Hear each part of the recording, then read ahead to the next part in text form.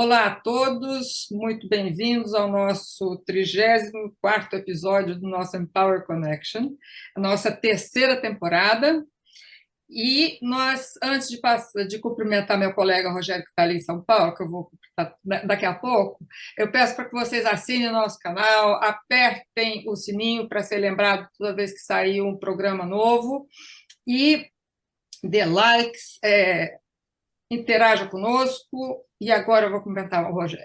Tudo bem, Rogério? Rogério está lá em São Paulo. Oi, Tudo bem? Vera, tudo ótimo, tudo bem. Estamos fazendo aqui novamente na quarta-feira. Pode ser que esse acabe virando o novo dia do programa, né? Tivemos uma Pois reação é, muito boa no programa da semana passada. sim, sim.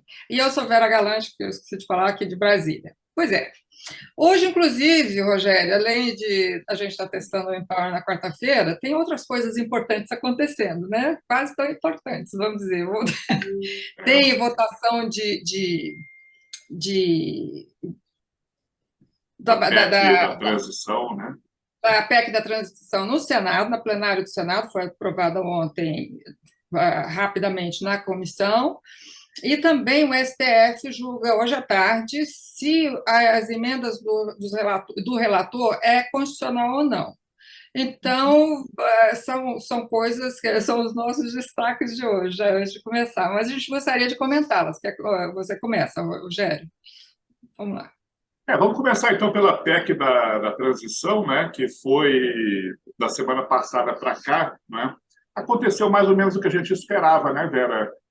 É, o, o Senado modificou o texto que foi encaminhado pelo governo. Aliás, acho que já teve até um dedo do presidente Lula, do presidente eleito, né, nessa questão, porque É. quem estava cotado para relatar a PEC da transição na CCJ do Senado era o Davi Alcolumbre. Mas aí o Lula, que tem passado aí as semanas agora já em Brasília, colocou o dedo, né?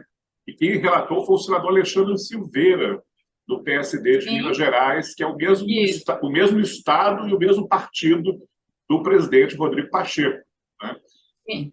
Então, ele montou um relatório aí, incorporando também questões que haviam sido apresentadas em outras. Foram 4 PECs até que foram apresentadas sobre o marco fiscal aí, não é? Essa do oficial, Uhum. apoiada pelo Lula, outra do Zé Serra, outra do Tasso Gereissati e outra daquele grupo Mulheres no Orçamento. Então, ele conseguiu Isso. fazer ali uma incorporar, Mesclou né? tudo, né? Mesclou, né? Acho que melhorou a proposta, né? Reduziu de 4 anos para 2 anos Mais o razoável, né? mais razoável. Não é? Lembrando que essa é a PEC que permite que os programas sociais, né, o Auxílio Brasil, o Bolsa Família, como vai voltar a se chamar, possam ser mantidos nos valores atuais. Não é? Então, é Exatamente. uma PEC que tem uma dimensão social aí muito importante. Né? E, na verdade, ele fez também uma mudança que agora não é que a PEC tecnicamente esteja furando o teto de gastos, mas ele aumentou o teto de gastos, né? Num valor aí de, acho que 168 bilhões, né? Então, tecnicamente, ainda que na prática não faça Passa um muita pouquinho. diferença, e aí a PEC foi aprovada ontem na CCJ do Senado, na terça-feira, votação simbólica, né? Teve o líder do Uhum. governo lá, o Carlos Portinho, tentou fazer convocar uma audiência pública, mas aí perdeu esse requerimento por 16-10 e ela foi enviada direto para o plenário do Senado, que deve ser votada hoje, né, quarta-feira. O Congresso, inclusive, está trabalhando muito, não só o Senado, como a Câmara. Em seguida, ela deve ir para a Câmara e deve ter uma tramitação célere lá também, porque ela precisa ser aprovada, quer dizer, ou não. A resposta tem que vir até o dia 16, não é isso que é a data do início do recesso. Mas Arthur Lira já indicou que ele pode estender um pouquinho, não é isso? Na verdade, eu até fui checar, o recesso parlamentar de dezembro ele começa oficialmente dia 22 de dezembro, que é na semana do Natal, né? Em cima do Natal, praticamente. Então, teoricamente, ainda tem 2 semanas, né? É. para a PEC se tramitar no Senado e na Câmara, e eventualmente se precisar voltar para o Senado, né? Então, acho que agora, se essa votação acontecer hoje mesmo no plenário, tem que ser em 2 turnos, né? Já é um bom sinal de que vai dar tempo, porque depois ela tem que aprovar o orçamento, né? Sim, Que é o depende da. próximo. É. Agora, teve um aspecto interessante também, Vera, que é uma daquelas medidas conciliadoras que o relatório do Alexandre Silveira fez, né? Essa PEC ela dá um prazo para o novo governo de, acho que 8 meses, né? Até agosto do ano que vem, para que ele Isso. envie para o Congresso uma lei, um projeto de lei complementar instituindo um novo regime fiscal no Isso. país, né? Que aí esse sim substituiria definitivamente o teto de gastos, se for realmente aprovado, né? Isso era algo que estava previsto em uma daquelas outras PECs que foram incorporadas, digamos, a esse texto agora. Não é uma licença para gastar, ele exige certa responsabilidade do governo, né? Uma satisfação à sociedade, o que eu acho que é muito bem-vindo também, né? Porque ele, pelo menos, conta como que vai fazer, dá certas garantias para o cumprimento do que foi proposto. Os economistas ainda têm várias reservas, né, ao texto que está sendo votado, assim, mas eu acho que o mais importante, quer dizer, ela não resolve todos os problemas, né, joga um pouco Longe com a disso. barriga para frente, né, mas me parece que esse texto, se não for modificado de novo, né, e o plenário pode modificar, pode reduzir para 1 ano, Sim, enfim, mas esse texto é melhor do que o texto que foi encaminhado originalmente, né? Então, isso que eu acho que é o ponto mais importante. E sim. também está sendo um teste da força, da capacidade de articulação política do novo governo no Congresso. Exatamente. E a gente está vendo que eles têm, apesar de não ter maioria em tudo, eles conseguem articular para conseguir votos que o sustentem. E, na verdade, essa também, os R$ 600, era uma promessa de Bolsonaro caso fosse reeleito. Sim. Quer dizer, de qualquer maneira, esse gasto teria que haver, de alguma forma, a partir de 2023. Então, isso aí ia acontecer de qualquer maneira. Como é que Bolsonaro faria?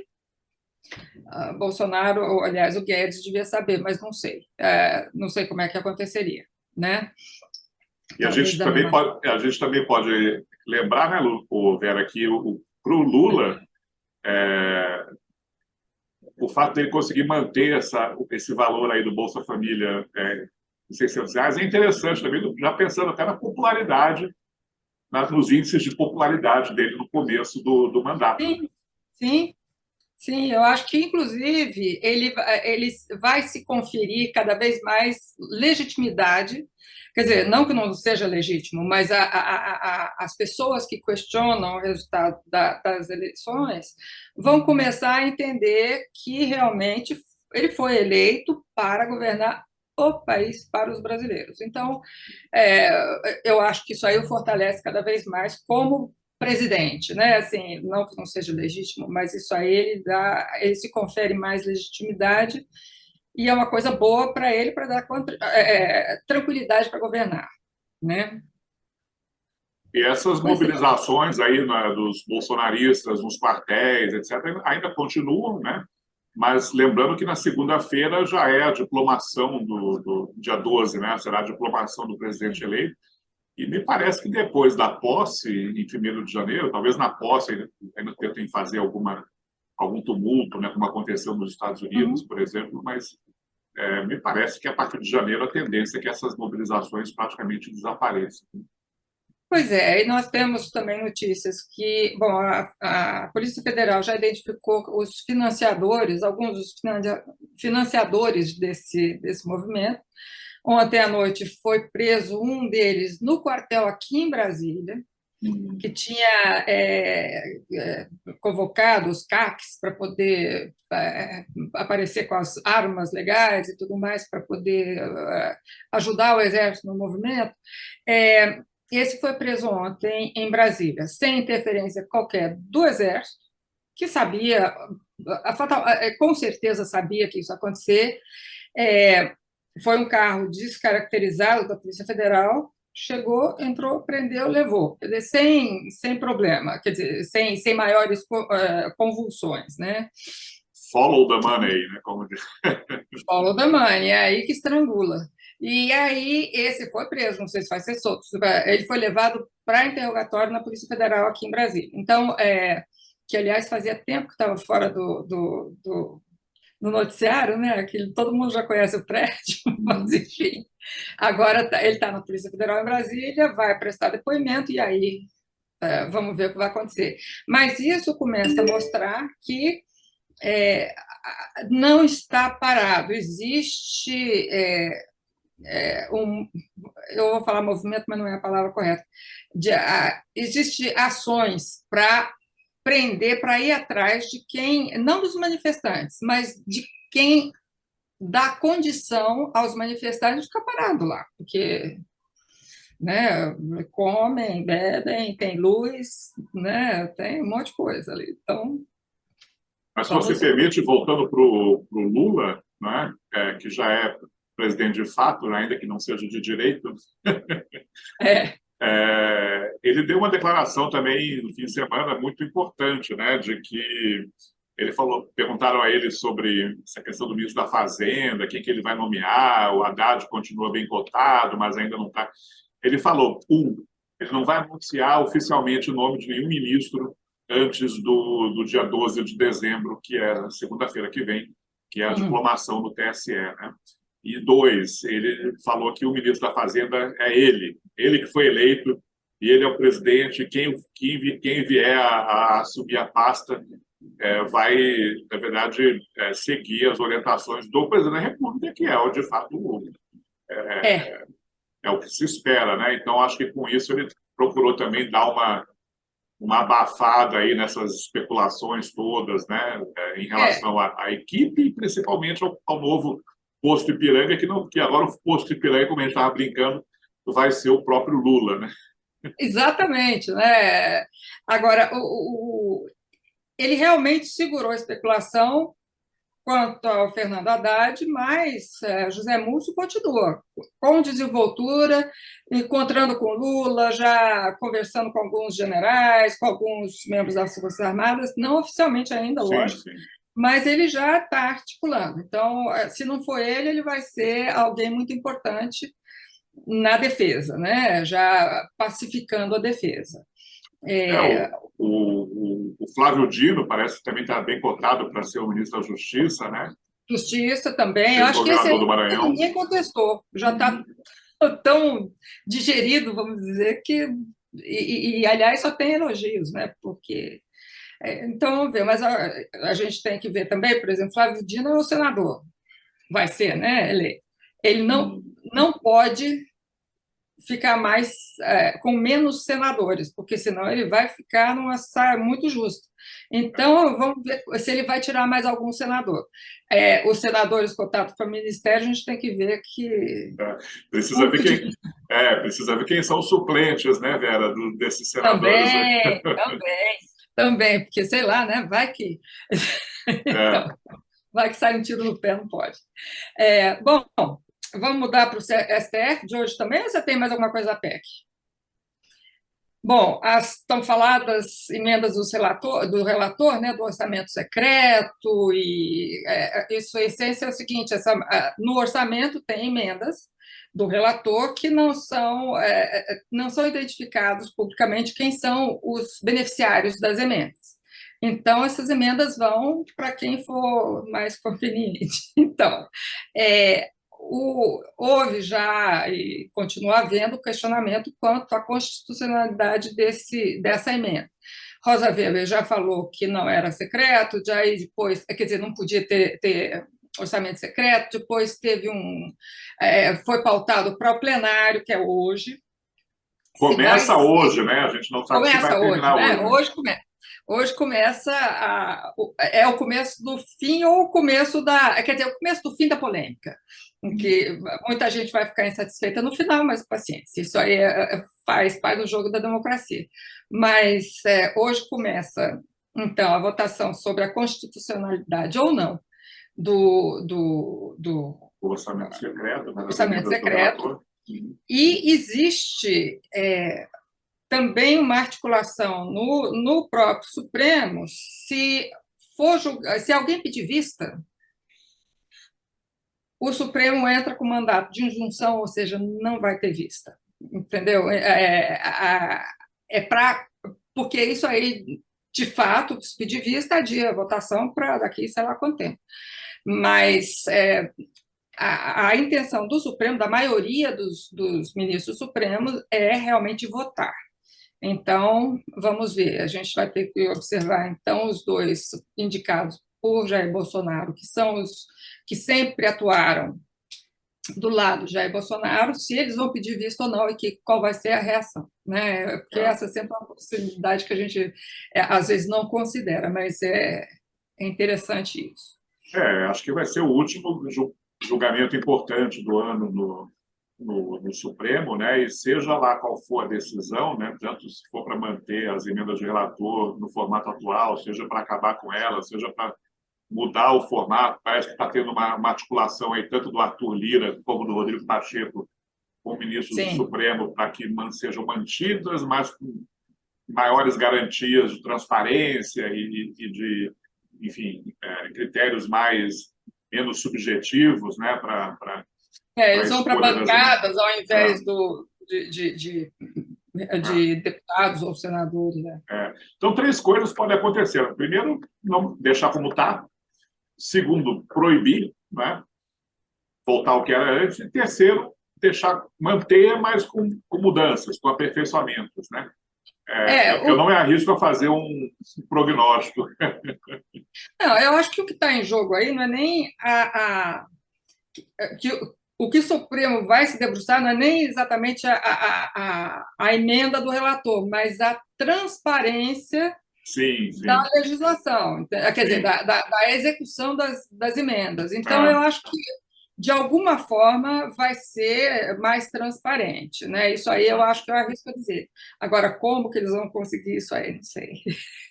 Não, e também é importante, né? Porque acho que é o momento certo para o Supremo tomar essa decisão, porque nós estamos aí exatamente na transição de um ciclo de governo que está terminando para um outro que vai começar. Né? Então, qualquer que seja a decisão do Supremo, a partir de janeiro.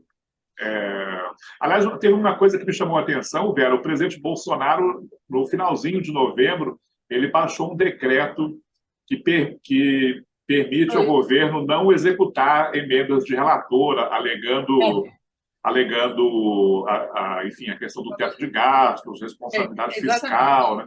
Foi tomado como uma represália à aproximação do presidente eleito Lula com o presidente da Câmara, o Arthur Lira. Né? Mas a PEC da transição que foi aprovada ontem tem lá um artigozinho que libera também, acho que 23 bilhões de reais esse ano ainda, né? Para o atual presidente, e com isso poderiam voltar a ser pagas as emendas de relator ainda antes da virada do ano, né? Antes da mudança de governo. Né? Que cai como uma luva para o presidente Bolsonaro, porque ele está com um problema sério de caixa para pagar a despesa básica. Né? Então, nós estamos vendo as universidades como estão dilapidadas, e tem mais uma opção de despesas emergenciais mesmo. Né? Sim. Então, eu acho que nessa daí ganham todos. Bom, o ano está chegando ao final, mas como a gente está vendo, não falta assunto para a gente, né, Vera? Não falta, não. Só para registrar também, foi aprovada no final, na semana passada, e depois que a gente gravou o último Empower Connection, no Congresso, mais um projeto daquela agenda de reformas microeconômicas que foi enviado já para sanção, que é o marco legal das criptomoedas, criptomoedas, exatamente. Das moedas digitais, né? Que é uma questão bem atual e que já agora já está sendo regulamentada também. Acho importante. Isso vem em boa hora, em ótima hora, né? Porque o que está acontecendo de crimes com as criptomoedas está Posso dar o meu destaque, Vera, para a semana que vem? Talvez já roubando o seu também? Eu acho que não vai ser o mesmo. Vai lá. Acho que a semana que vem o destaque vai ser a diplomação do presidente Lula, eleito, né, na segunda-feira, e aí provavelmente já os primeiros anúncios da equipe, né? Acho que roubei o seu destaque, né? Roubou, mas tudo bem, tem perdão. Tem perdão.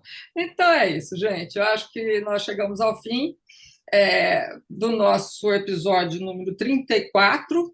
E, de novo, convido vocês a assinarem nosso canal, clicar no sininho, joinhas, para a gente poder continuar conversando com vocês. E também contem para a gente se vocês gostam do programa na quarta-feira. É uma coisa que a gente está testando, né? Então, palavras finais, Rogério? É isso. Então, o nosso próximo Empower será na quarta-feira da semana que vem, dia 14, se o mundo não acabar. Obrigado. Isso, gente. Obrigada a todos. Bom resto de semana e final de semana até quarta. Tchau, tchau.